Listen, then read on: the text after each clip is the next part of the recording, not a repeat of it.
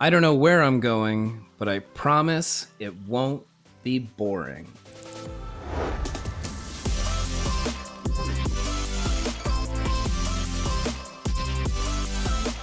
Welcome to Magicians Talking Magic. My name is Ryan Joyce. And my name is Graemazing. Thank you so much for joining us on this very special Triple snap. 2-year anniversary of the podcast. Joyce, I can't believe we're here. That's a lot of episodes. That is a lot of episodes. By the way, that quote off the top was a David Bowie quote. The master of reinvention, which I think is maybe one of the things here at Magicians Talking Magic. We've never really had any expectations or idea of where we're going. We just go with the flow and let creativity come our way, which is one of the most fun things about MTM. You could tell there were zero expectations by listening to the first 30 episodes or so when we had our own little thing going there for a bit. But it's funny because we've had we're going to talk about this later, but we've had some consistencies with the podcast throughout all these episodes. But goodness, I am so excited to celebrate 2 years, 133 episodes with you. This has been a total fun blast. I know. I can't believe that we have been talking about magic once a week for the past 2 years, maybe with very few exceptions, Yep. That's absolutely unbelievable. And I think, I don't know about you, but having the podcast has made me a better public speaker and presenter in so many ways. And also just thinking about magic in such a higher level because we kick it around every single week. Yes, it's been so many learning curves and, connection building. And I feel we've got it down to a real good system, a flow here. And we always talk, we always talk news and updates on our podcast as well. That's a regular feature. And today's no different. So news and updates. So first things first, these are kind of this is a double. I tuned into Chris Kenner's video lecture series, and I think my biggest takeaway from the whole thing is the confidence that he has in his decisions and styles and creativity. Basically, like if he chooses, I can do a pass, but I don't want to do a pass. You could memorize a deck. I don't think it's for me. And that's fine. But he has such a confidence in the rules that he's crafted around his magic. And I think it's okay to have your own opinion.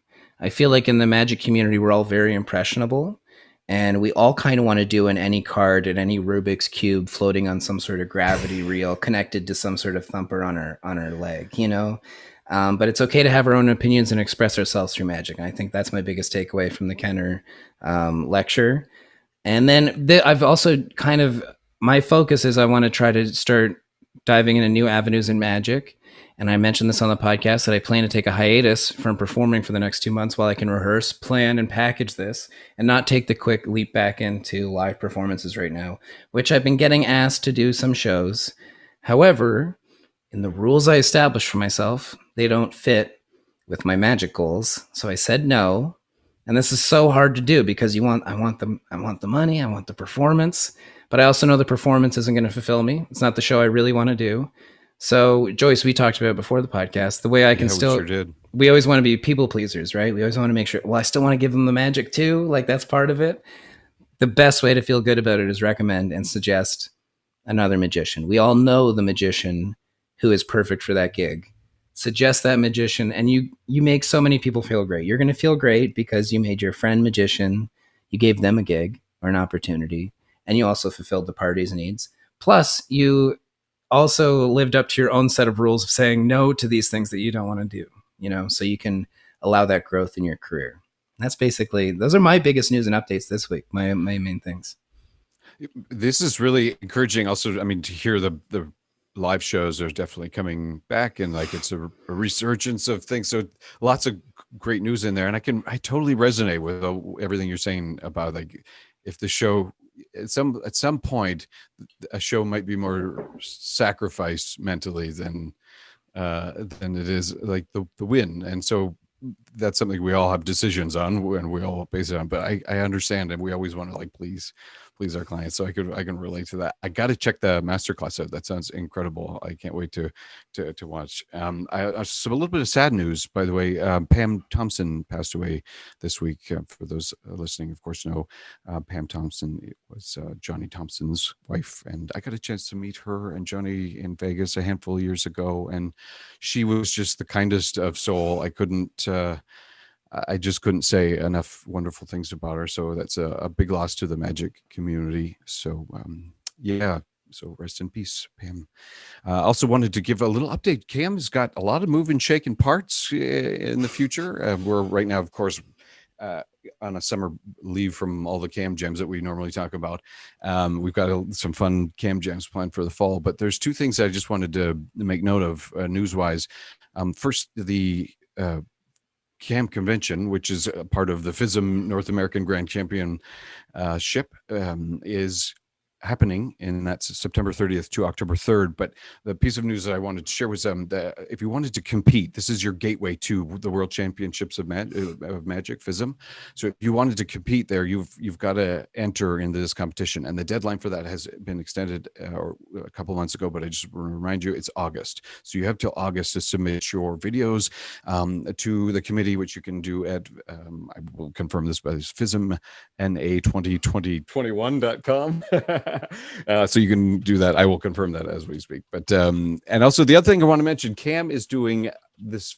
We talked about it a couple months ago. We had this creators drive, and it was basically individuals submitted their effects to Cam for the possibility of being a partnership with Murphy's, and that we've been working on it kind of in the background over the last couple of months, and we're now starting to outreach to all of those that submitted. So if you had submitted, thank you so much. We are so impressed with the level of magic that was submitted. So really amazing. We will have more updates in future episodes as well. But my goodness, I can't wait for the couple months ahead to be able to share more information about this with everybody else, because it was a real awesome experience for us so far. So more to come. And last thing I just wanted to mention is sorry, I was going to triple snaps all the creators. Triple snaps all the creators. We're already into July. It's crazy, and here we are. July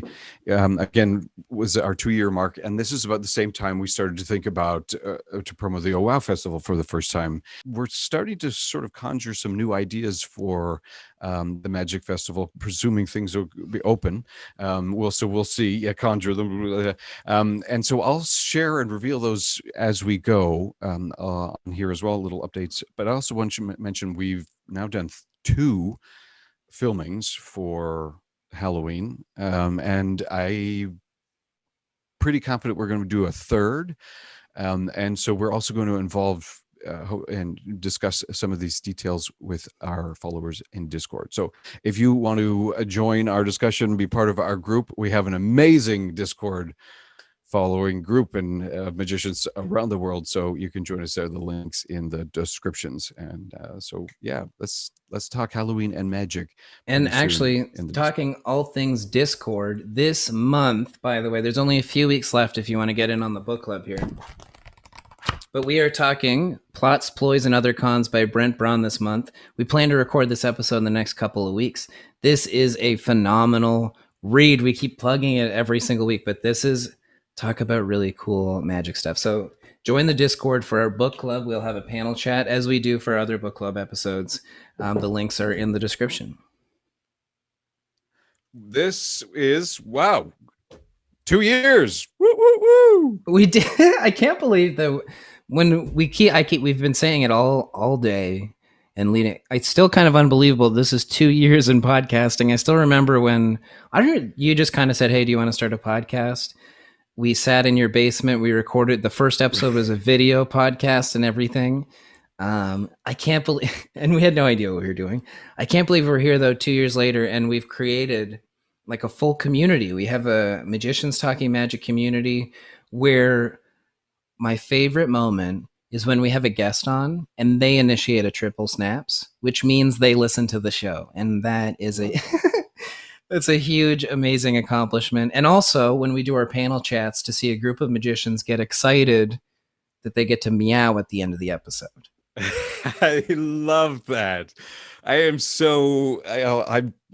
so thrilled. I never would have thought that 2 years later we'd have such a great community and so many great listeners around the world. So really awesome, and really, really happy to share the virtual and the podcast stage with you. This has been amazing, and will continue to be amazing for hopefully another 2 at least. Yeah, triple snaps, triple Yeah. snaps to you, Joyce. Triple snaps to you. It's been a lot of fun. Goodness. So we have some highlights and stats that I kind of just recapped that we have done in the past year, and some of these things are pretty remarkable looking back over the past year, because what a weird year it's been. First of all, diving into the realm of virtual magic, and look at all the episodes that we covered of virtual magic content. If you are a magician and you want to learn how to get into virtual magic, you just got to listen to Magicians Talking Magic. In the past year, Joyce, we have recorded 72 episodes. Wowzers. We recorded... That's more than one a week. That is more than one a week. We recorded 28 interviews with different magicians all over the world. We launched the Discord and created a whole community and have been able to connect with the listeners more and more to make the podcast more about everybody. We've hosted magic parties. If you've been listening, we did that for the local magicians, but MTM listeners were totally allowed to join into those magic parties. Book clubs. We launched the book club, magic jams, and panel discussions. We've done these like virtual magic show panel discussions and things like this. Joyce, you released 2 tricks. Yeah, this is another little experience that has been because of the podcast, and also the 2 that I'm also most satisfied is that we've now joined the YouTubes, and we've got merch. And I think those are 2 real exciting things that we've always wanted to do. Like, we've chatted about having our own YouTube channel for a while, but because AKA when we started with all the podcasts, we did record about the first 15 or so. And I know we did because just recently I needed to free up some space and I deleted all those raw files, by the way. So I think it was like, I don't know, 600 gigs or something crazy. We've always had that desire to do the YouTubes. And so here we are. And I'm really, really proud of how we've polished our YouTube already. I think we've got a unique look and experience and making it snappy. And anyways, we're growing. So if you haven't subscribed, make sure to join us on the YouTubes. We'll get a quick handle for that soon, but we can't do that until I think 100 subscribers. So let's get to 100 and we'll get a fun youtube.com/ The biggest thing, you know what though, the biggest achievement that we had in 2020, we were nominated for Inspirational Magicians of the Year through Canada's Magic Blog with Nicole Lee. And that was massive for us because we were also like up against, Carissa Hendricks and Alexander from the IBM, who are moving and shaking in big audiences. But one thing we realized at Magicians Talking Magic, and Joyce, we always talk about this behind the scenes, is that we see ourselves as a little tiny boat in this big ocean of magicians. And every now and then we can splash a huge wave and we see that a lot of people are hearing what we're saying. So that's really exciting to us. Because we know we're not like a penguin or a vanish or an illusionist or something like that. We are just 2 Southern Ontario magicians talking magic every single week. So that's super cool. With the coolest community. So we are glad you are here listening. Well, do you have favorites over the last 2 years? I do have favorites. And I picked my favorites from just this last year specifically, I guess, looking at them. And I'm going to go from 3 to number 1. And number 3, my favorites that I got to produce was the Romaine and Paul Reuter episodes, the tribute episodes that we got to do for 2 of our local club members, which I think is something special that we get to do with this podcast. We get to tell the story in any way that we want to. And if we want to do something like that in a week, we can. And it was it stretched me in my creativity with the podcast and what I could do in producing the episodes and things. I had to do more research on these episodes and fully produce them. Plus, we incorporated real interviews into them too. And I think there's a lot of value in them in both episodes. You put a lot of work into those, man, and they turned out amazing. And but the main one was from content you had done and filmed previously. I can't believe that I'm glad that interview finally got to see um, or people got to listen to that. Plus, we got to interview Luis, who is, really represents what Romaine was all about Yeah. too so well. And same with Paul's episode, when like you sharing everything about Paul Reuter, and we got to talk to Sam too, Sam Pierce. Yep. Um, And you they had that were great quote, like Paul's voice at the end. Oh, it's great. They were last week on the episode. We talked about getting started in magic and magicians with great impact, and these were two magicians with huge impact on so many people. So it's important for someone for this to happen, I think, and I'm glad we got to do that. My second favorite episode was Virtual Magic Panel this past year, when we got to hang out with the Discord and get everyone's perspective on digital magic, because some of us performed, some of us just watch and consume, some of us would do a little bit of both and dabble in different places. So we all had different perspectives. And it was also one of the most hilarious conversations ever, too. But I love those panel chats that we get to have with the Discord, and I hope to have a lot more of those too. I realize it's tricky to try to get everyone's schedules together because we're all so busy in our own creative ways. Bring up the Discord all the time. It's so great to chat with everyone outside of the main channel feed all the time too, learning about everybody and what they do. Did you know that Kid Oldman is a video game like level architect? He maps out video game levels. How cool is that? Right? How cool I know is he that? makes references to video games like sessions that he has. So I didn't know it was a connection though, job wise. That's incredible. Oh, how amazing! And then I realized, like, I understand why he loves magic so much too. But there's so much of the psychological, like how people are going to experience this. It's all about that experience that we always talk about. And then my number one favorite episode that I've recorded of this whole podcast was with Tyler Twombly. I remember when I recorded the episode, I felt miserable that day. Like I was genuinely miserable. And all the things I think I asked Tyler about from a magician's perspective, I'm asking for me. Like, how do I deal with this? Because I can't deal with it right now. And it's like mindfulness and magic. And it's such a good episode. And then from someone in our age demographic, if you've been studying magic since you were like in your teens, you're going to connect on another way too, from watching VHS tapes and all of our experiences in magic. But that Tyler Twombly episode, I've listened to it numerous times. It's a really good one. I kind of want to have him back on the show. Huge fan. And actually, Tyler Twombly, is it over my shoulder? There it is. The moon trick. You can see it over my shoulder. That's from his trick release that he recently released. Why can't I?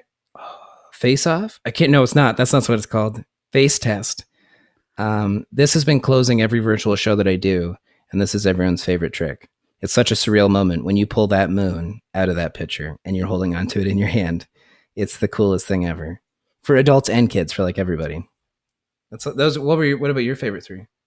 I have to agree with all your episodes. I would say yes to those all. I would probably mirror each of them as my favorites. But I also add to it the Magic, our book club. I thought that was a super. It was again the same thing you were chatting about. It was just a fun discussion to chat with people. But I guess one episode that sticks out for me that was super fun. Remember, you couldn't make it to an episode recording, and so I decided with Michael Paul, we used a sound effect to fill in for you, and never addressed the the whole thing. That I wasn't there.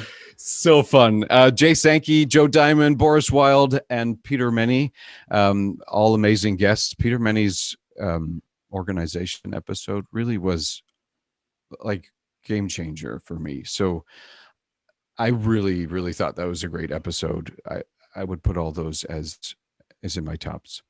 I'm not good at 1, 2, and 3. Sorry. That's fine. There's the one thing that Peter said in the episode that is it burns in my head as like what I should do, but I have a hard thing doing it. When he talked about if you don't perform the trick, you don't need it, get rid of it. And I'm just like, oh, it's so challenging to do that because, I don't know. And then you realize part of what you enjoy about magic is collecting these silly things. So you're like, right. That's a really real thing. Big box of stuff to get rid of, but I've never got rid of it. So I got rid of some things at auction a couple years ago. By the way, I'm really glad that I think they went to Noah from the club, who great. Noah, That little jerk sent me a message. It was like, by the way, I just got to do Lance Burton's virtual teen seminar. Now I'm at the IBM convention, and then I'm going to do Tannen's Magic Camp next week. How jealous are you? And I was like, you little. Wow, that's So great. I'm glad he's soaking in the magic, and I'm glad he's having a great magic experience right now too. I hope. I don't even know if Noah listens to the show, but if he does, triple snaps to Noah. Man, Well, shall we talk about some of our honorable mentions, things that we think stand out from this? Let's do this last year. I think. Sorry, I didn't realize the top 5 or top 3 episodes was just as last year. Honorable mentions. You know what? Let's go virtual. I think we produced several good content topic discussions on virtual this year, and the first one that stood out for me was virtual secret sauce. I think. I mean, you've been just cranking out some awesome virtual shows, and you just laid out all the best details and tips in that episode. I thought that was great. Truth be told, so thinking back on Virtual Secret Sauce, which is a dynamite episode too, by the way, I kind of want to listen to it again. I think everything is basically, when it comes down to it, it's the secret sauce to good performance. When I've been thinking about it, and virtual magic shows allowed me to continue my growth through performing while I couldn't do open mics in the shows that I was doing at the time. So I was lucky to have these virtual shows. And I realized it too when I recorded with Chris, that the gift of a virtual magic show is you get everyone's undivided attention because they're all muted. Good point. That's a good point. And also the list with 30 virtual tricks, a good full episode on that. So if you're still sort of dancing in the virtual world, and heck, even moving forward, it's great to have these on hand, because I mean, the virtual experience isn't going to go away. We're all going to be Zooming. So might as well have a good list of people are still getting inquiries for virtual magic shows all the time. It's still going to happen for sure, because the world's now been pushed into this new mindset that this is totally possible. It's not going to be, we're not all going to be swimming in virtual shows, of course. However, it's totally on our package of services if you're into it and if you did it. Yeah. I also see it as like maybe moving forward, we're going to have more client meetings, maybe like to maybe book the show might be in that Zoom environment. And like, that's a real great place to have a really great piece of magic that you can wow somebody. In that sales process. So these skill sets are definitely super valuable. We also talk a lot about shows. Yeah, we always talk about shows, and I've been I was scrolling back through all of our episode list, and really, we've covered so many valuable things, and we always go back and cover them again because we always have new perspectives, new ideas on these things. But covering endings and closers, we did a whole series on kind of the show structure, right? But endings and closers and the importance of that. Opening lines, how do you start your show? What are the first words out of your mouth, and the importance of the first words that come out of your mouth? For instance, when we do the podcast, those opening quotes or phrase, I spent a really long time on kind of coming up with what should go there, I didn't know what to put there for 2 years. And I was like, it should be a quote or something. And David Bowie came to mind, just because I love the idea of David Bowie. And I mentioned at the start the idea of always reinventing yourself, right? I love the quotes that you pick, man. It's a great way to start each episode, or these special episodes, with a great quote. The other one I'll mention is we had a great episode about structuring the 15-minute magic set that was really, really awesome. It definitely, because a 15-minute magic set is a 45-minute magic set is a 35-minute magic. I mean, it's the same. It's basically how to structure a really great show or set. So go check back those episodes, because we're going to be diving into this live performance stuff. I know I'm going to be checking these out again as well for refreshers. But and I think the unique thing too on stuff like the 15-minute set is we come at it from both angles, right? You like to start with strong magic, boom. I like to start with kind of a conversation or something. So you get both looks at the whole thing, which is the unique thing about Magicians Talking Magic. Absolutely. And the last one I think we both agree on is the 3 magic books that changed us was another great episode that sort of dives into those early influences in our magic life. So can I know what? Yeah. Oh, sorry. I was going to share, actually. I want to share something. This is like a little bonus for this episode. Not 3 magic books that changed us, because we've talked about it, and you should all go back and listen to that episode. And it's kind of actually what encouraged book club in a way. Yeah.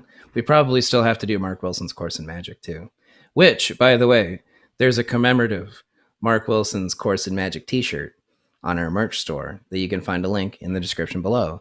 However, three books that I love that one. I actually have three books beside me, and I would say these are three books. Yeah, three books that are changing me. How about that? Okay. And Is these one are of three those on our book club.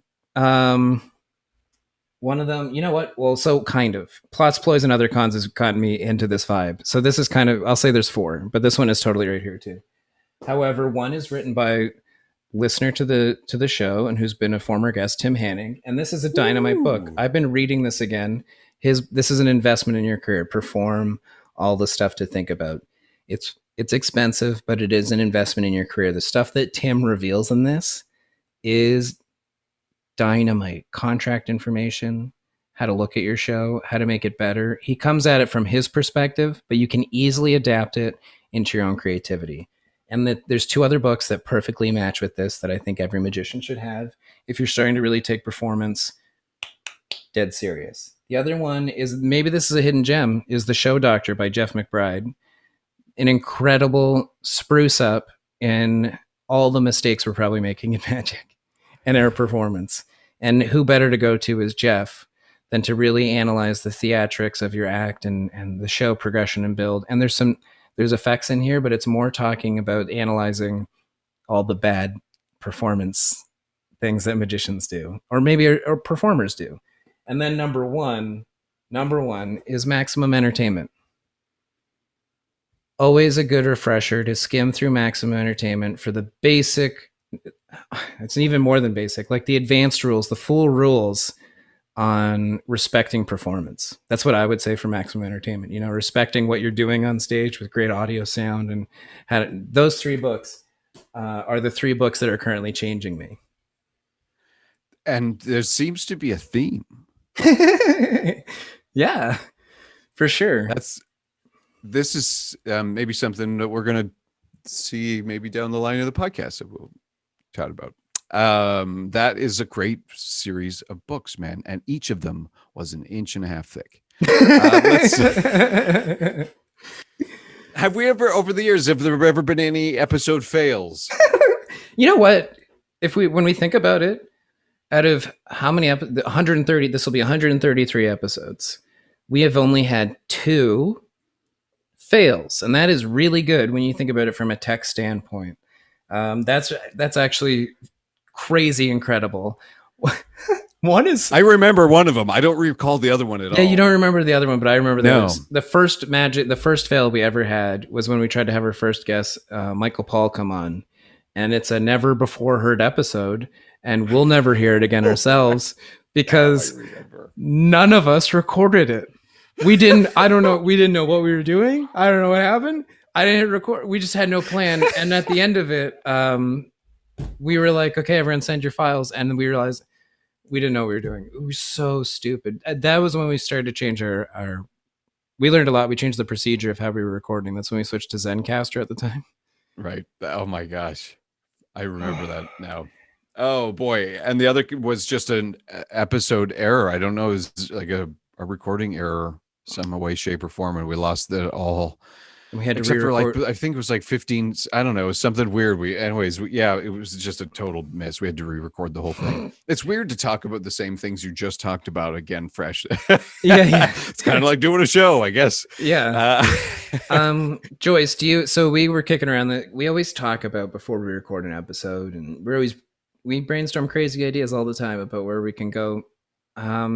Before we kind of close out the podcast, we have we also actually, this is a weird thing too. We already know what our upcoming episodes are, but what do you think are some podcast topics or series that we might add over the next year? Some kind of thing you want to share with some of the ideas we've been kicking around?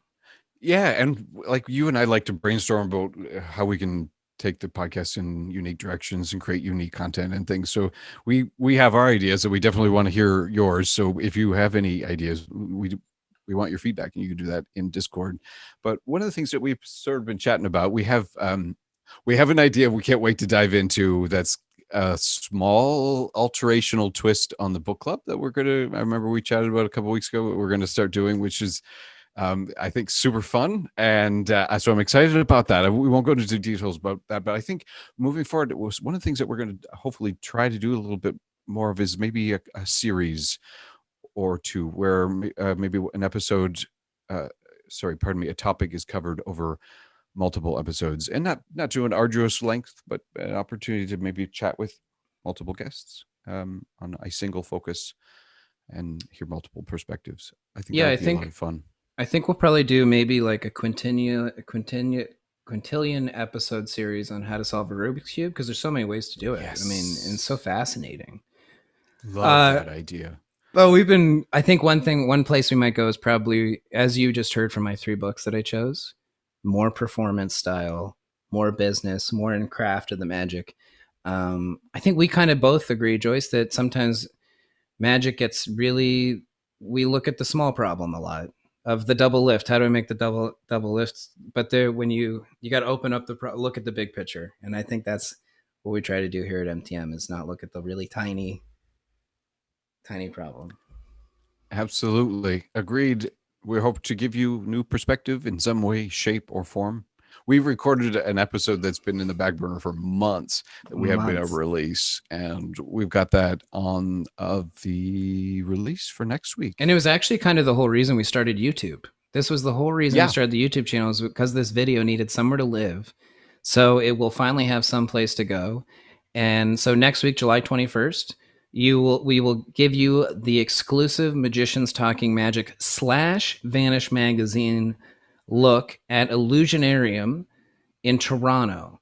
This is an immersive magic experience. I bet what we saw, because this was a couple months ago, I imagine they've enhanced it even more.